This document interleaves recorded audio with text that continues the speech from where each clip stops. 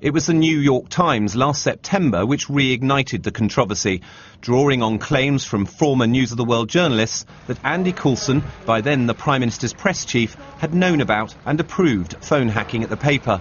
2 weeks later, while the police were still investigating the claims, the mayor made his views known. This is something that has been already substantially investigated, where no new and interesting facts have been brought into the public domain, and which is being whipped up by the Guardian and other and the Labour Party with a view to trying to embarrass the Prime Minister's official spokesman. That seems to be the game plan. Following the New York Times claims on September the 1st, on September the 10th, Assistant Commissioner John Yates offered the Prime Minister a briefing. On the 14th of September, police interviewed former News of the World journalist Sean Hoare, who'd made claims about Coulson. It was the next day that the mayor rejected the claims as codswallop.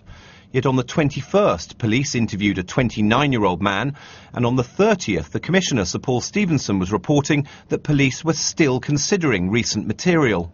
Labour say the mayor was wrong to have intervened during the course of a live police inquiry. It does make it harder for the Met to do their job if the mayor is saying that some of the allegations they're supposed to be investigating are codswallop or are politically motivated.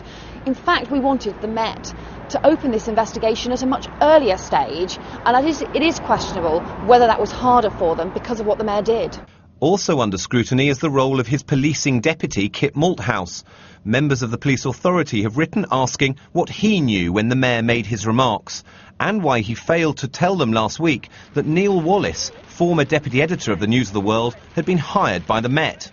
I think he's definitely got to answer questions from the authority, and he has to answer us fully and openly and honestly, and I think so far that's something we haven't had from him.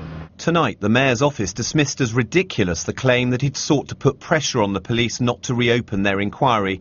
What he had said at the time had been entirely based on advice from senior officers. Tim Donovan, BBC London News.